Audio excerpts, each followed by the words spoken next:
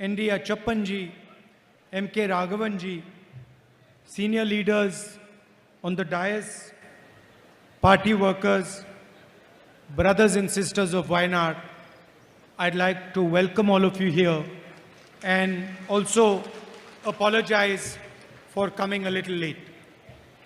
വേദിയിൽ ഉപവിഷ്ടരായിരിക്കുന്ന സീനിയർ നേതാക്കന്മാർ, ഇവിടെ എത്തിച്ചേർന്നിരിക്കുന്ന പാർട്ടി പ്രവർത്തകർ, പ്രിയപ്പെട്ട സഹോദരി സഹോദരന്മാർ, ഞാൻ ഏവരെയും ഈ വേദിയിലേക്ക്, ഈ യോഗത്തിലേക്ക് സ്വാഗതം ചെയ്യുന്നു. വൈകിയെത്തിയതിൽ ഖേദം പ്രകടിപ്പിക്കുന്നു.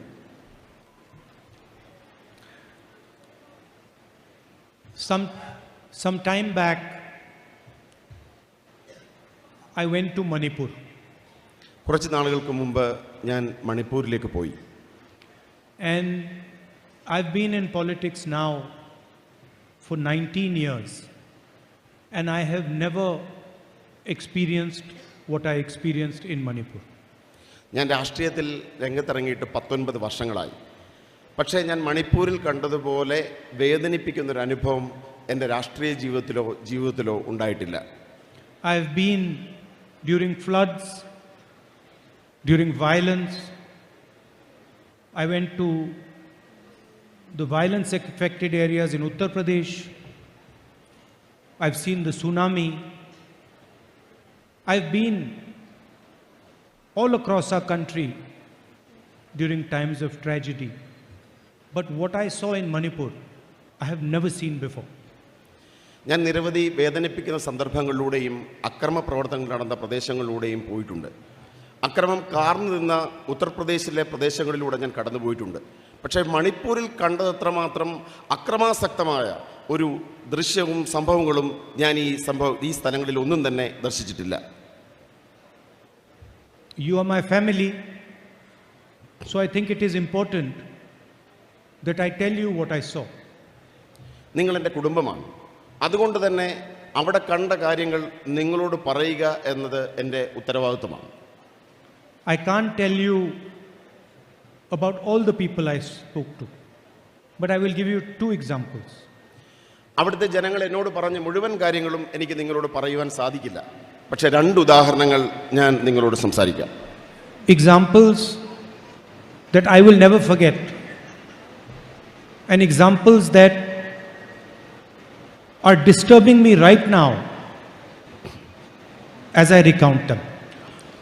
ഞാൻ ഒരിക്കലും മറക്കാത്ത, ഇപ്പോഴും എൻ്റെ മനസ്സിനെ അസ്വാരസ്യപ്പെടുത്തുന്ന 2 സംഭവങ്ങളാണ് ഞാൻ നിങ്ങളോട് സംസാരിക്കാൻ ആഗ്രഹിക്കുന്നത്. Both of them involve Manipuri women.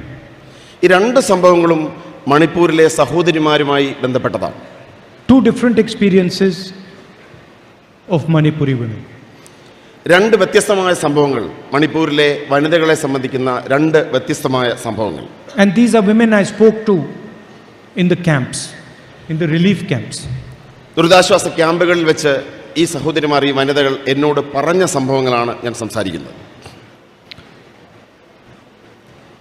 One of the women, when I entered the room, was lying on the floor alone.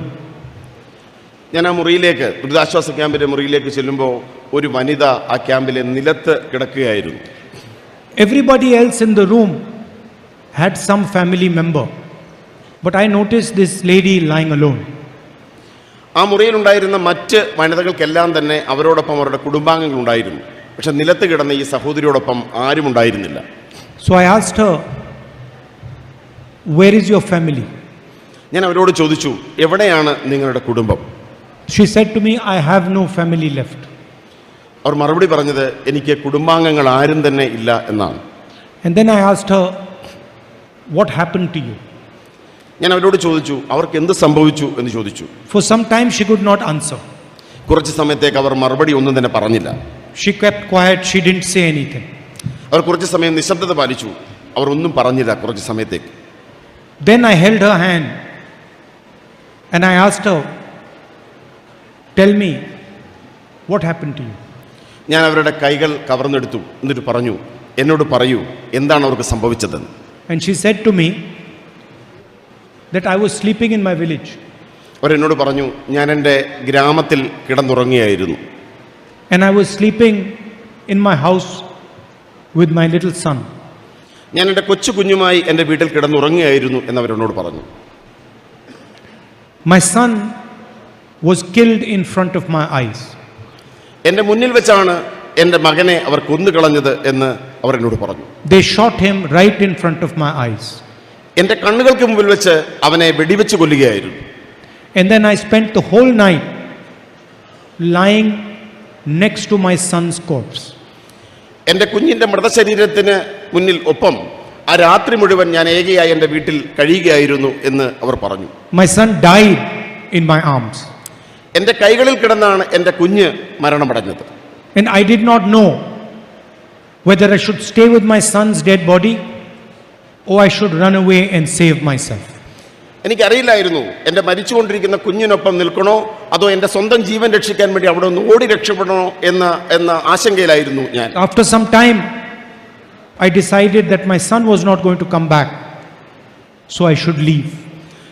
കുറച്ച് കഴിഞ്ഞപ്പോൾ ഞാൻ തീരുമാനിച്ചു എൻ്റെ മകൻ തിരിച്ചു വരാൻ പോകുന്നില്ല, അതുകൊണ്ട് ഞാൻ എൻ്റെ ജീവൻ രക്ഷിക്കുവാൻ വേണ്ടി അവിടെ ഒന്ന് ഓടി രക്ഷപ്പെടുവാൻ ഞാൻ തീരുമാനിച്ചു. She described how she escaped, how she was shot at. അവർ എന്നോട് വിവരിച്ചു എങ്ങനെയാണ് അവിടെ നിന്ന് രക്ഷപ്പെട്ടത്. അവർ കടന്നുപോയ ദുരന്ത മുഹൂർത്തങ്ങളെക്കുറിച്ച് അവർ കൃത്യമായി എന്നോട് വിവരിക്കുകയുണ്ടായി. And all this time she was shaking while she was talking to me. ഈ കാര്യങ്ങൾ എന്നോട് വിവരിക്കുന്നതിനിടയിൽ അവർ വിറയ്ക്കുന്നുണ്ടായിരുന്നു. എൻ്റെ കൈകൾ കൂട്ടിപ്പിടിച്ച അവരുടെ ശരീരം, കരങ്ങൾ വിറയ്ക്കുന്നുണ്ടായിരുന്നു. Now imagine if something like that happens to your mother or to your sister. ചിന്തിച്ചു നോക്കൂ, ഇത് സംഭവിക്കുന്നത് നമ്മുടെ സഹോദരിക്കും നമ്മുടെ അമ്മയ്ക്കുമാണ് എന്നതിനെക്കുറിച്ച് നിങ്ങൾ ഓരോരുത്തരും ചിന്തിച്ചു നോക്കുക. Or the women who are here, imagine if that happens to you. അവിടെ പറഞ്ഞ സംഭവങ്ങൾ, അവിടെ വിവരിക്കപ്പെട്ട സംഭവങ്ങൾ നമുക്കാണ് സംഭവിക്കുന്നതിനെക്കുറിച്ച് നിങ്ങളൊന്ന് ചിന്തിച്ചു നോക്കൂ. That your son is murdered in front of your eyes. നമ്മുടെ കണ്ണുകൾക്ക് മുമ്പിൽ നമ്മുടെ മകൻ കൊല്ലപ്പെടുന്ന ദൃശ്യത്തെക്കുറിച്ച് ഒന്ന് ആലോചിച്ച് നോക്കൂ. I asked her, what do you have with you? ഞാൻ അവരോട് ചോദിച്ചു, ഇനി എന്താണ് നിങ്ങൾക്ക് അവശേഷിച്ചിട്ടുള്ളത് എന്ന് ഞാൻ അവരോട് ചോദിച്ചു. She says, my house was burnt. അവർ പറഞ്ഞു, എൻ്റെ അവശേഷിച്ചിരുന്ന ഭവനം അഗ്നിക്കിരയായി, അത് കത്തിച്ചു കളഞ്ഞു. I lost everything I had. എനിക്കുണ്ടായിരുന്നതെല്ലാം എനിക്ക് നഷ്ടപ്പെട്ടു. I said, you must have saved something. ഞാൻ അവരോട് ചോദിച്ചു, നിങ്ങൾക്ക് എന്തെങ്കിലും നിങ്ങളുടെ കയ്യിൽ അവശേഷിക്കുന്നുണ്ടോ എന്ന് ചോദിച്ചു. She says, I only have the clothes I'm wearing. അവർ മറുപടി പറഞ്ഞത്, എനിക്ക് ആകെയുള്ളത് ഈ ഉടുതുണി ധരിച്ചിരിക്കുന്ന വസ്ത്രങ്ങളല്ലാതെ മറ്റൊന്നും തന്നെ എനിക്കില്ല എന്നാണ് പറഞ്ഞത്. And then I said, but you must have carried something else with you. നിങ്ങൾ എന്തെങ്കിലും ഭാവി ജീവിതത്തിലേക്ക് നിങ്ങളുടെ കയ്യിൽ കരുതണം എന്ന് ഞാൻ അവരോട് പറഞ്ഞു. Maybe some belongings or something. എന്തെങ്കിലും നിങ്ങളുടെ കയ്യിൽ അവശേഷിക്കുന്നുണ്ടോ എന്ന് ഞാൻ ചോദിച്ചു. Then suddenly she started searching around where she was sitting. അവരിയ്ക്കുന്ന സ്ഥലത്ത് അവർ പരതുന്നത് ഞാൻ കണ്ടു. And she pulled out a little picture of her son and said, this is the only thing I have left in my life. അവർ പരതിയെടുത്തത് അവരുടെ മുമ്പിൽ വെച്ച് കൊല ചെയ്യപ്പെട്ട കുഞ്ഞിൻ്റെ ചിത്രമായിരുന്നു. അവർ പറഞ്ഞു, ഈ ചിത്രം മാത്രമാണ്, എൻ്റെ കുഞ്ഞിൻ്റെ ചിത്രം മാത്രമാണ് എൻ്റെ ജീവിതത്തിൽ ഇനി എനിക്കായി അവശേഷിക്കുന്നത്. The same story, but told from another woman. ഇതേ ചിത്രം, ഇതേ കഥ എനിക്ക് മറ്റൊരു സഹോദരിയിൽ നിന്നും കേൾക്കേണ്ടി വന്നു. Again I went into the camp. ആ സ്ത്രീയെ ഞാൻ കണ്ടത് ഈ ദുരിതാശ്വാസ ക്യാമ്പിലായിരുന്നു. And you have to understand that in these camps, I'm giving you 2 examples, but there are thousands and thousands of people who have suffered this. ഞാൻ ഈ ക്യാമ്പിൽ കണ്ട, ദുരിതാശ്വാസ ക്യാമ്പിൽ കണ്ട 2 ഉദാഹരണങ്ങൾ മാത്രമാണ് പറഞ്ഞത്. പക്ഷേ എനിക്കറിയാം ഇതുപോലെയുള്ള ആയിരക്കണക്കിന് കഥകളാണ് ഈ ക്യാമ്പുകളിലുള്ള സഹോദരിമാർക്ക് എന്നോട് പറയുവാനുള്ളത്. Somebody's house has been burnt, somebody's brother has been killed, somebody's sister has been raped, somebody's parents have been murdered. ചിലരുടെ വീടുകൾ നശിപ്പിക്കപ്പെട്ടു, ചിലർ ക്രൂരമായി ബലാത്സംഗം ചെയ്യപ്പെട്ടു, ചിലരുടെ സഹോദരങ്ങൾ കൊല ചെയ്യപ്പെട്ടു, ചിലരുടെ ബന്ധുക്കൾ കൊല ചെയ്യപ്പെട്ടു. ഇത്തരം നിരവധി കഥകൾ എനിക്ക് കേൾക്കേണ്ടി വന്നു.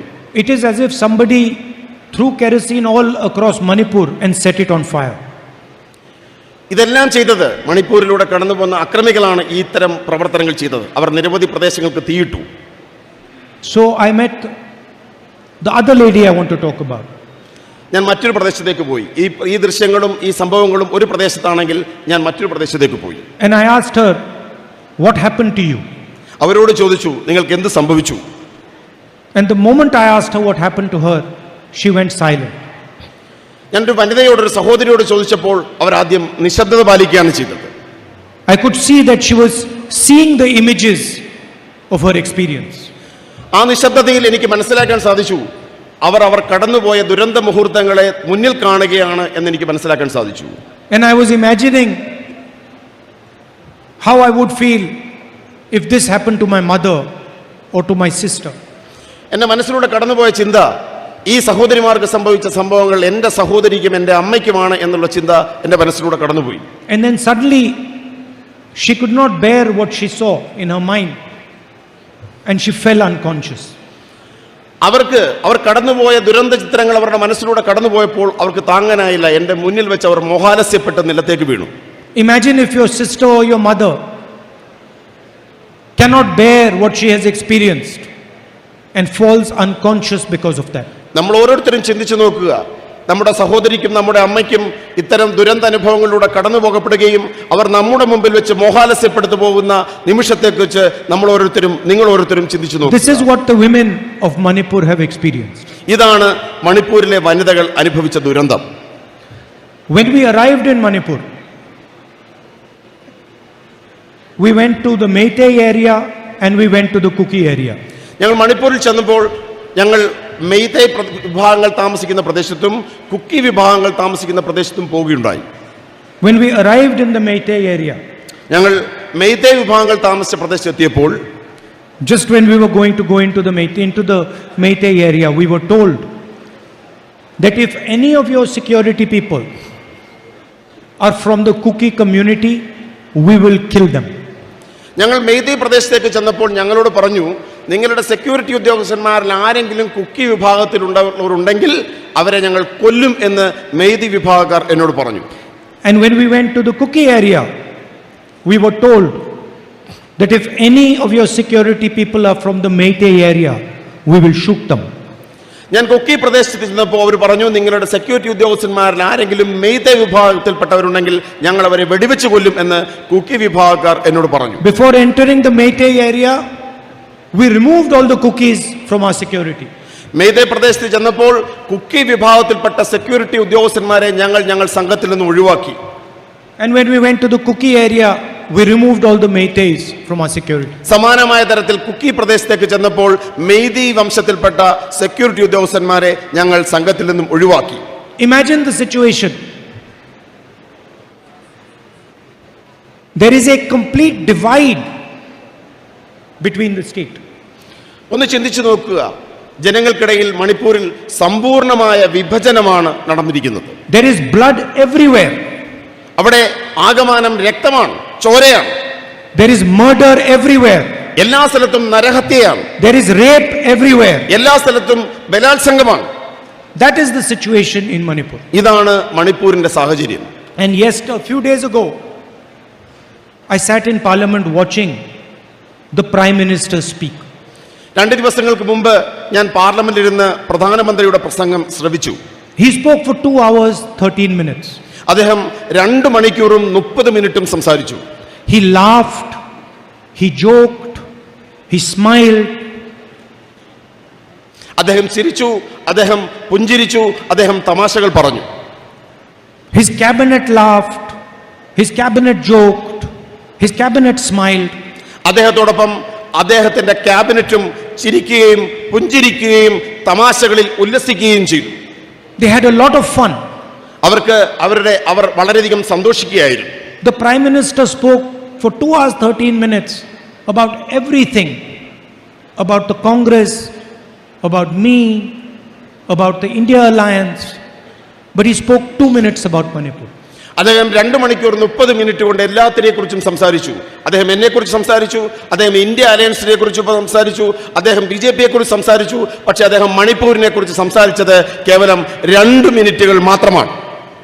The idea of India represents the idea of peace among its people. India എന്ന ആശയം അതിലെ ജനതയ്ക്കിടയിലെ സമാധാനമാണ് വിഭാവനം ചെയ്യുന്നത്. If there is violence, if there is hatred, if there is murder, if there is rape, that is not India. ഈ ആശയത്തിനിടയിൽ വെറുപ്പോ അക്രമമോ കൊലപാതകമോ ബലാത്സംഗമോ ഉണ്ടെങ്കിൽ അത് India എന്ന മഹത്തായ ആശയത്തെ പ്രതിനിധാനം ചെയ്യുന്നില്ല. If in a state the people are killing each other, murdering each other, raping each other, that is not India. ഒരു സംസ്ഥാനത്ത് അവിടുത്തെ ജനത പരസ്പരം കൊന്നൊടുക്കുന്നെങ്കിൽ, പരസ്പരം ബലാത്സംഗം ചെയ്യുന്നെങ്കിൽ, പരസ്പരം കലാപം നടന്നെങ്കിൽ അതൊരിക്കലും ഇന്ത്യ അല്ല. India is love and affection between its people. India എന്നത് സ്നേഹവും ജനത തമ്മിലുള്ള ഐക്യവും സമാധാനവുമാണ്. India is the bringing together of people.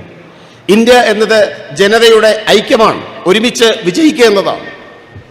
So I stated this in my speech in Parliament. ഇതാണ് ഞാൻ എൻ്റെ പ്രസംഗത്തിൽ, പാർലമെന്റ് പ്രസംഗത്തിൽ സൂചിപ്പിച്ചത്. I said that the BJP has killed the idea of India in Manipur. ഞാൻ പാർലമെന്റിൽ പ്രസംഗിച്ചു, ഇന്ത്യ എന്ന മഹത്തായ ആശയത്തെ BJP മണിപ്പൂരിൽ കൊല ചെയ്തു എന്ന് ഞാൻ പ്രസംഗിക്കുകയുണ്ടായി. मणिपुर में आपने भारत माता की हत्या की है.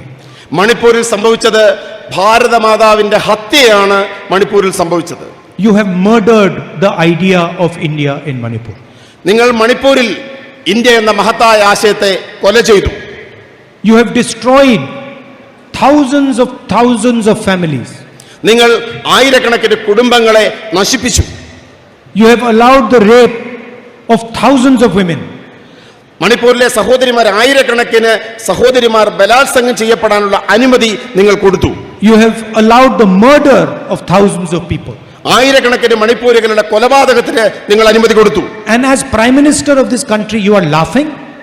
എന്നിട്ട് ഇന്ത്യയുടെ പ്രധാനമന്ത്രി എന്ന നിലയിൽ നിങ്ങൾ ചിരിക്കുന്നു. You spent 2 minutes talking about the murder of Bharat Mata. നിങ്ങൾ കേവലം 2 നിമിഷങ്ങൾ മാത്രമാണ് ഇന്ത്യ എന്ന മാതാവിനെ, ഭാരത മാതാവിനെ കുറിച്ച് സംസാരിച്ചത്. How dare you do this? നിങ്ങൾക്ക് എങ്ങനെ ഇത് ചെയ്യുവാൻ ധൈര്യം വരുന്നു? How can you disrespect the idea of India? നിങ്ങൾക്ക് എങ്ങനെയാണ് ഭാരതം എന്ന ആശയത്തെ ഇത്രമാത്രം നശിപ്പിക്കാൻ സാധിക്കുന്നത്? What have you been doing for the last 4 months? കഴിഞ്ഞ 4 മാസക്കാലം നിങ്ങൾ എന്താണ് ചെയ്തത്? Why have you not been there?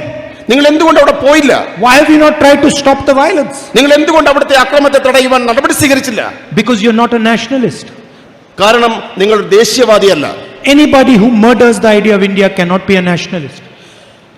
India എന്ന ആശയത്തെ കൊല ചെയ്യുന്നവരാരാണോ അവർക്ക് ദേശീയവാദിയോ ദേശസ്നേഹിയോ ആകുവാൻ കഴിയില്ല. Anybody who murders the idea of India cannot love India. ഒരാൾ ഇന്ത്യ എന്ന ആശയത്തെ തകർക്കുന്ന ഒരാൾ, കൊല ചെയ്യുന്ന ഒരാൾ ഇന്ത്യയെ സ്നേഹിക്കാൻ കഴിയില്ല. Now I have come to my family. ഇന്ന് ഞാൻ എൻ്റെ കുടുംബത്തിലേക്ക് മടങ്ങി വന്നിരിക്കുന്നു.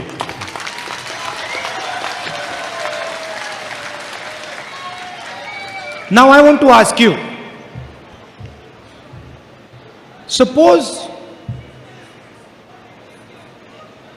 somebody tries to separate members of a family. എൻ്റെ കുടുംബത്തോട് ഞാനൊരു ചോദ്യം ചോദിക്കാൻ ആഗ്രഹിക്കുന്നു. Suppose somebody tries to separate 2 brothers from each other. നമ്മുടെ കുടുംബത്തിലെ 2 സഹോദരങ്ങളെ വേർപിരിക്കുവാൻ ആരെങ്കിലും ശ്രമിച്ചാൽ നിങ്ങൾ എന്ത് ചെയ്യും? Suppose somebody tries to separate a father from his daughter. നമ്മുടെ പിതാവിനെ ഇതിൽ നിന്നും മാറ്റി നിർത്താൻ, വേർതിരിക്കുവാൻ ആരെങ്കിലും ശ്രമിച്ചാൽ നിങ്ങൾ എന്ത് ചെയ്യും? Do you think the relationship between the father and daughter will become weaker or stronger? അത്തരമൊരു പ്രവൃത്തി ഉണ്ടായാൽ പിതാവും പുത്രിയും തമ്മിലുള്ള ബന്ധം ശക്തിപ്പെടുമോ ദുർബലപ്പെടുമോ? If somebody tries to separate a family, the family becomes stronger. ഏതെങ്കിലും ഒരാൾ ഒരു കുടുംബത്തെ വിഭജിക്കാൻ ശ്രമിച്ചാൽ സംഭവിക്കുന്നത് ആ കുടുംബം കൂടുതൽ ശക്തമാകുമെന്നതാണ് സംഭവിക്കാൻ പോകുന്നത്. If somebody tries to separate a father and a son, the relationship between the father and the son becomes stronger. The love between the father and a son becomes stronger. ഒരു പിതാവും പുത്രനും തമ്മിലുള്ള ബന്ധത്തെ വിഭജിക്കുവാൻ, പിളർത്തുവാൻ ആരെങ്കിലും ശ്രമിച്ചാൽ അവർ തമ്മിലുള്ള സ്നേഹം വർദ്ധിക്കുകയാണ് ചെയ്യുന്നത്. So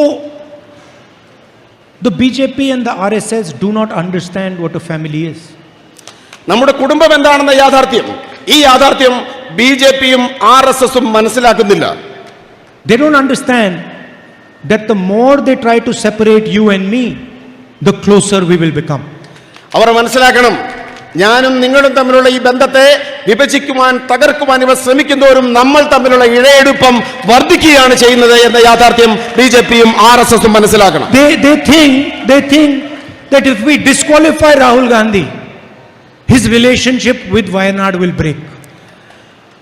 അവർ നമ്മൾ തമ്മിലുള്ള ബന്ധത്തെ തകർക്കുവാൻ ശ്രമിക്കുമ്പോൾ, വയനാടും ഞാനും തമ്മിലുള്ള ബന്ധത്തെ തകർക്കുവാൻ ശ്രമിക്കുമ്പോൾ അത് കൂടുതൽ ശക്തിമത്തായി ശക്തിപ്പെടും.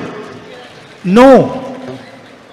If you disqualify Rahul Gandhi, his relationship with Wayanad will become even stronger. അവർ എന്നെ ഡിസ്ക്വാളിഫൈ ചെയ്യുവാൻ, എന്നെ അയോഗ്യനാക്കാൻ ശ്രമിക്കുമ്പോൾ വയനാടും ഞാനും തമ്മിലുള്ള ബന്ധം കൂടുതൽ ശക്തിപ്പെടും. His love for the people of Wayanad will become even stronger, and the love that the people of Wayanad have for him will become stronger. ഞാനും വയനാട്ടിലെ ജനങ്ങളും തമ്മിലുള്ള സ്നേഹബന്ധം ഇത്തരം ശ്രമങ്ങളിലൂടെ കൂടുതൽ ശക്തിപ്പെടുകയാണ് ചെയ്യുന്നത്. അനുദിനം ആ ബന്ധം കൂടുതൽ ശക്തിപ്പെടുന്നു. What is a family? എന്താണ് ഒരു കുടുംബം? കുടുംബം എന്നാൽ എന്താണ്? A family is something that protects you. Family എന്നത് പരസ്പരം സംരക്ഷിക്കുന്നതാണ് കുടുംബം. That looks after you in your difficult time. നിങ്ങളുടെ ദുർഘട സന്ധികളിൽ നിങ്ങളെ സംരക്ഷിക്കുന്നതാണ് കുടുംബം. That shows you affection. അത് നമ്മുടെ കുടുംബത്തിന്റെ സ്നേഹം വ്യക്തമാക്കുന്നു. That shows you respect. അതാണ് നമ്മുടെ ബഹുമാനം വ്യക്തമാക്കുന്നു. This is what you have done for me. ഇതാണ് നിങ്ങൾ എനിക്ക് വേണ്ടി ചെയ്തത്. എന്റെ പ്രതിസന്ധിയുടെ ഘട്ടങ്ങളിൽ നിങ്ങൾ ചെയ്തത് ഇതാണ്. You have protected me. നിങ്ങൾ എന്നെ സംരക്ഷിച്ചു. You have given me love. നിങ്ങൾ എനിക്ക് സ്നേഹം തന്നു. You have given me affection. നിങ്ങൾക്ക് എനിക്ക് ആദരവും അടുപ്പവും തന്നു. You have given me respect. നിങ്ങൾ എനിക്ക് ആദരവ് നൽകി. You can disqualify me 50 times, 100 times. This relationship will only become stronger. നിങ്ങൾക്ക് എന്നെ 50 തവണയോ 100 തവണയോ അയോഗ്യനാക്കാൻ സാധിക്കാം. പക്ഷേ വയനാടും ഞാനും തമ്മിലുള്ള ബന്ധം കൂടുതൽ ശക്തിപ്പെടുകയേ ഉള്ളൂ. The BJP, you have to understand, the BJP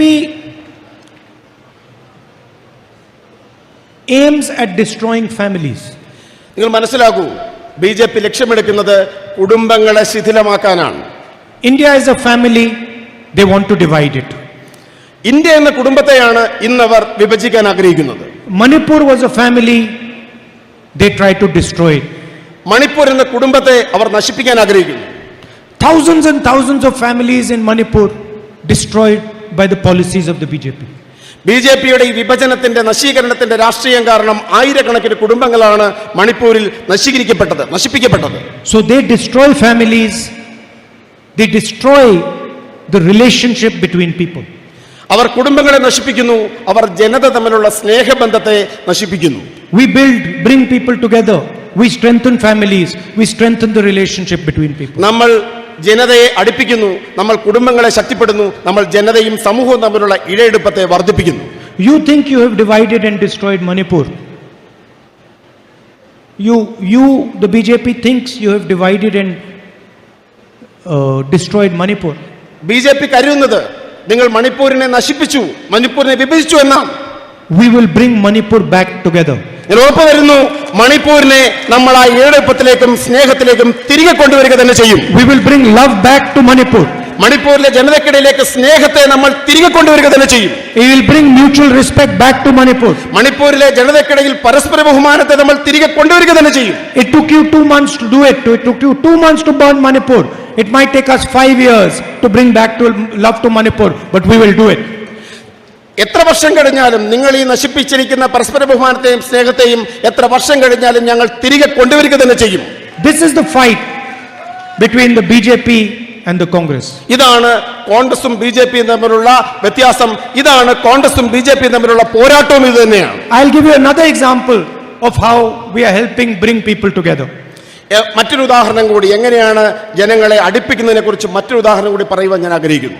I remember when I first came here, there were floods. There were floods. When I first came here, there were floods. ഈ പ്രളയത്തിന്റെ കാലഘട്ടത്തിൽ ഞാൻ പോയതിനെ കുറിച്ച് ഞാൻ ഓർക്കുകയാണ്. And I remember people from all parties, UDF, LDF, everybody was working during the floods. പ്രളയത്തിന്റെ കാലഘട്ടത്തിൽ ഞാൻ ഇവിടെ സഞ്ചരിച്ചപ്പോൾ എനിക്ക് കാണാൻ സാധിച്ചത് എല്ലാ പാർട്ടികളും മുന്നണികളും LDFും UDFും എല്ലാം ഒരുമിച്ച് പ്രവർത്തിക്കുന്ന ദൃശ്യങ്ങളാണ് എനിക്ക് കാണാൻ സാധിച്ചത്. Many families were destroyed by the floods, by the water. നിരവധി കുടുംബങ്ങളെ പ്രളയം നശിപ്പിച്ചു, പ്രളയം വിഴുങ്ങി. They lost family members. അവർക്ക് കുടുംബാംഗങ്ങൾ നഷ്ടപ്പെട്ടു. They lost their houses. അവരുടെ വീടുകൾ അവർക്ക് നഷ്ടപ്പെട്ടു. Somebody lost a brother, somebody lost a son. പലർക്കും സഹോദരങ്ങൾ നഷ്ടപ്പെട്ടു, മക്കൾ നഷ്ടപ്പെട്ടു. And we decided that in our own small way we would help those broken families. ഈ ദുരന്തം ബാധിച്ച ജനതയെ, കുടുംബങ്ങളെ സഹായിക്കുവാൻ ഞങ്ങൾ തീരുമാനിച്ചു. And that is why we came up with the idea of building houses for those that had lost them, building houses and rebuilding the families. കുടുംബങ്ങളെ പുനഃസൃഷ്ടിക്കുവാൻ വേണ്ടിയാണ്, അവർക്ക് ഭവന നിർമ്മാണ പദ്ധതി ആവിഷ്കരിക്കാൻ ഈ ദുരന്ത ദൃശ്യങ്ങൾ കണ്ടതുകൊണ്ടാണ് നമ്മൾ തീരുമാനിച്ചത്. Many people were excluded from the housing scheme, the public housing scheme. Housing scheme, വീടുകൾ നിർമ്മിക്കാനുള്ള പദ്ധതിയിൽ നിന്നും നിരവധി ജനങ്ങൾ ഒഴിവാക്കപ്പെട്ടു. And I'm proud that today we'll be handing over some of the keys to those houses. എനിക്കിന്ന് അഭിമാനമുണ്ട്, അന്ന് ഒഴിവാക്കപ്പെട്ട ലിസ്റ്റിൽപ്പെട്ട നിരവധി ആളുകൾക്ക് ഇന്ന് വീടിന്റെ താക്കോൽ കൈമാറുന്നു എന്നത് എനിക്ക് അഭിമാനം നൽകുന്ന വസ്തുതയാണ്. So we can help the families of Wayanad rebuild themselves. പുനഃസൃഷ്ടിക്കുവാൻ, കുടുംബങ്ങളെ പുനഃസൃഷ്ടിക്കുവാൻ നമുക്ക് പറ്റുന്നു എന്നത് എനിക്ക് അങ്ങേയറ്റം അഭിമാനം നൽകുന്ന മുഹൂർത്തമാണ്. This is a challenging project. ഇത് വെല്ലുവിളികൾ നേരിടുന്ന ഒരു പദ്ധതിയാണ്. We have to find the right beneficiary. നമുക്ക് യഥാർത്ഥ ഗുണഭോക്താവിനെ, അർഹതയുള്ള ഗുണഭോക്താവിനെ കണ്ടെത്തേണ്ടതുണ്ട്. We have to build the houses properly. അവർക്ക് വേണ്ടി വീടുകൾ സൃഷ്ടിക്കേണ്ട ഉത്തരവാദിത്വം നമുക്കുണ്ട്. So I thank all the Congress and UDF workers who have helped us in this project. ഈ മഹത്തായ പദ്ധതിയിൽ സഹകരിച്ച, സഹായിച്ച മുഴുവൻ കോൺഗ്രസ് ഐക്യജനാധിപത്യ മുന്നണി പ്രവർത്തകരോടുള്ള ഹൃദയം നിറഞ്ഞ സന്തോഷം, നന്ദി പ്രകടിപ്പിക്കുവാൻ ഞാൻ ഈ അവസരം ഉപയോഗിക്കുന്നു. And I thank everyone from Wayanad, regardless of which party you come from, regardless of what your political ideology is. You have given me love and affection, you have given me respect, and I love you very much, and I'm part of your family. ഇവിടെ വന്നു ചേർന്നിരിക്കുന്ന കക്ഷി രാഷ്ട്രീയത്തിന് അപ്പുറത്തുള്ള, ആശയങ്ങൾക്കും പാർട്ടിക്കും അപ്പുറത്ത് ഇവിടെ കടന്നു വന്ന് സ്നേഹം തന്ന എല്ലാവരോടുമുള്ള ഹൃദയം നിറഞ്ഞ സന്തോഷം, നന്ദി ഞാൻ രേഖപ്പെടുത്തുന്നു. I'm here today. After 4 months, I'm coming back to Wayanad as your MP. 4 മാസങ്ങൾക്ക് ശേഷം വയനാടിന്റെ MP ആയി ഞാൻ വീണ്ടും നിങ്ങൾക്കിടയിലേക്ക് കടന്നു വന്നിരിക്കുന്നു എന്ന് പറയാൻ ഞാൻ സന്തോഷപ്പെട്ടു. I am happy to come back, but I'm also sad that I don't see Umen Chandiji here. ഞാൻ ഇവിടെ കടന്നു വന്നതിൽ സന്തോഷവാനാണെങ്കിലും ഞാൻ അതീവ ദുഃഖിതനാണ്. ഉമ്മൻചാണ്ടിജി ഇവിടെ ഇല്ലാത്തതിൽ ഞാൻ അതീവ ദുഃഖിതനാണ്. He was a leader of Kerala. അദ്ദേഹം കേരളത്തിന്റെ നേതാവായിരുന്നു. And Kerala showed the love and respect they had for him in his funeral. അദ്ദേഹത്തിന്റെ മരണാനന്തര ചടങ്ങിൽ അദ്ദേഹം കേരളം എത്രമാത്രം അദ്ദേഹത്തെ സ്നേഹിച്ചിരുന്നു എന്ന് കേരളം ലോകത്തിന് കാട്ടിക്കൊടുത്തു. We are thankful for what he did for Kerala. കേരളത്തിന് വേണ്ടി അദ്ദേഹം ചെയ്തതിൽ നമ്മൾ അദ്ദേഹത്തോട് അങ്ങേയറ്റം കൃതജ്ഞതയുള്ളവരായിരിക്കും. The honesty and transparency with which he worked. അദ്ദേഹത്തിന്റെ ജീവിതത്തെ അദ്ദേഹം വെച്ച് പുലർത്തിയ ആത്മാർത്ഥതയും സുതാര്യതയും അങ്ങേയറ്റം മഹത്തരമാണ്. And the love and affection that always guided him. അദ്ദേഹം എല്ലാ കാലഘട്ടത്തിലും സ്നേഹം ജനതയോട് പ്രകടിപ്പിച്ച നേതാവാണ്. Thank you very much. Namaskar. നമസ്കാരം, നന്ദി, നമസ്കാരം. പ്രിയമുള്ളവരെ, രാഹുൽ ഗാന്ധി നമ്മുടെ പാർലമെന്റ് മണ്ഡലത്തിൽ നടത്തിക്കൊണ്ടിരിക്കുന്ന ഏറ്റവും പ്രധാനപ്പെട്ടതായിരിക്കുന്ന നിരവധി പദ്ധതികളിൽ ഒന്നാണ് കൈത്താങ്. പാവപ്പെട്ട മണ്ഡല പര്യടനത്തിന് ശേഷം മുതിർന്ന UDF നേതാക്കന്മാരുമായി പതിവ് അവലോകന യോഗത്തിൽ രാഹുൽ ഗാന്ധി നിർദ്ദേശിച്ചതായിരിക്കുന്ന പ്രധാനപ്പെട്ട പദ്ധതിയാണിത്. പാവപ്പെട്ട സ്ത്രീകളും കുട്ടികളും അനാഥകരും അബലകളുമായി മുന്നോട്ട് പോകുമ്പോൾ അവരെ സംരക്ഷിക്കാനും ചേർത്ത് നിർത്താനും ഒരു വീടൊരിക്കലും അവർക്ക് പ്രാവർത്തികമാകില്ല എന്നുള്ള അവരുടെ വ്യഥയിൽ നിന്ന് അവർ കണ്ടെത്തിയതായ, അവർക്ക് ആശ്വാസകരമായിട്ടുള്ള പ്രധാനപ്പെട്ട മാർഗമായി ഇന്ന് കൈത്താങ് മാറിയിരിക്കുകയാണ്. കൈത്താങ്ങിലെ പദ്ധതിയുടെ 9 വീടുകൾ പൂർത്തീകരിച്ചതിന്റെ താക്കോൽ ദാനം ഇവിടെ നിർവഹിക്കുന്നു. ആദ്യത്തെ താക്കോൽ വെങ്ങപ്പള്ളി പഞ്ചായത്തിൽ നിന്ന് സുബൈദ ഹർഷൽ P. ഉസ്മാൻ അവരുടെ കുടുംബത്തിന് കൈമാറുകയാണ്. കൂടെയുള്ളത് മണ്ഡലം പ്രസിഡന്റ് ശ്രീ രാജൻ.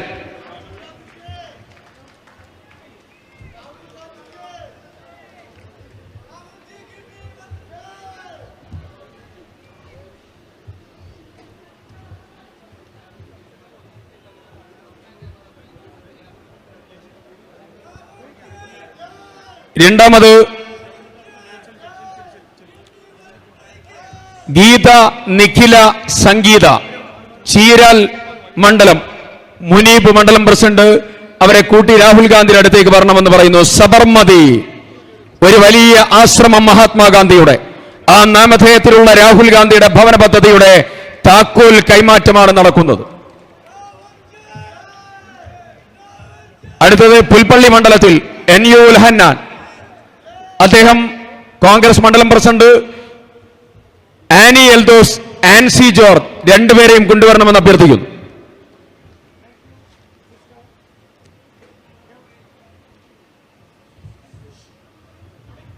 അടുത്തത് ചീരാൽ മണ്ഡലം IUML പ്രസിഡന്റ് C അബ്ദുൽ അസീസിന്റെ നേതൃത്വത്തിൽ ജമീല ജർഷീല ഷൗക്കത്ത്, അവർക്ക് രാഹുൽ ഗാന്ധി സബർമതി വീട് താക്കോൽ കൈമാറുകയാണ്. അടുത്തത് മേപ്പാടി മണ്ഡലത്തിൽ മണ്ഡലം block Congress committee president Shri Suresh ബാബുവിന്റെ നേതൃത്വത്തിൽ ഗീത ലിജിന, ഈ കുടുംബത്തിനുള്ള താക്കോൽ ദാനം പ്രിയപ്പെട്ട ശ്രീ രാഹുൽ ഗാന്ധി നിർവഹിക്കുകയാണ്.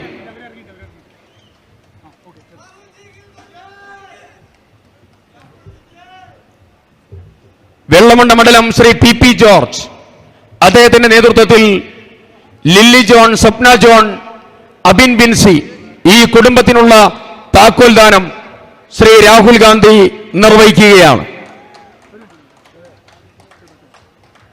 ജീവിതത്തിൽ ഒരിക്കലും വീടെന്ന സ്വപ്നം താലോലിക്കാനും പൂവണിയാനും സാധിക്കില്ല എന്നുള്ള ദുര്യോഗത്തിലൂടെ കടന്നു പോകുമ്പോൾ വലിയ ആശ്വാസത്തിന്റെ കരസ്പർശമായി രാഹുൽ ഗാന്ധിയുടെ കൈത്താങ് പദ്ധതി കടന്നു വരികയാണ്. രാഷ്ട്രീയം കൊല്ലാനും വെട്ടാനും ആളുകളെ ആക്രമിക്കാനുമുള്ളതല്ല, അവരെ ചേർത്ത് നിർത്തി അവരെ ജീവിതത്തിൽ ആത്മവിശ്വാസം നൽകാനുള്ളതാണ്. ആത്മവിശ്വാസം നൽകുന്നതിന്റെ പ്രതീകമായി ശ്രീ രാഹുൽ ഗാന്ധിയുടെ കൈത്താങ് മാറുകയാണ്.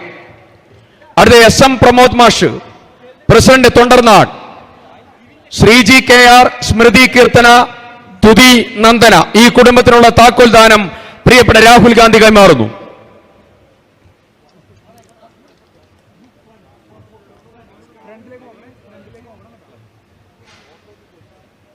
SM പ്രമോദ് മാഷ്, പ്രസിഡന്റ് തൊണ്ടർനാട്, ശ്രീജി, സ്മൃതി കീർത്തന, തുതി നന്ദന, അതിനുശേഷം അഷഫ് കുളക്കാട് പ്രസിഡന്റ് കൊടിയത്തൂർ, ആയിഷക്കുട്ടി, സാദിഖ് അലി, ഫിദ ഷെറിൻ, നിദ ഫാത്തിമ, ഈ കുടുംബത്തിനുള്ള താക്കോൽ കൈമാറുകയാണ്.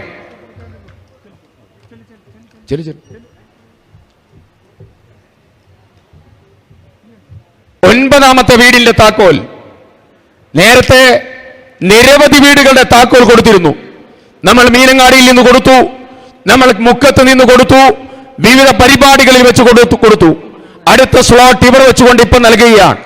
ഇനിയും നിർമ്മാണം നിരവധി പുരോഗമിച്ചുകൊണ്ടിരിക്കുകയാണ്. അടുത്തത് മാത്യു മാഷ്, പ്രസിഡന്റ് വഴിക്കടവ് മണ്ഡലം, ജീന ഷാജി, അവർക്കുള്ള താക്കോൽ കൈമാറുകയാണ്.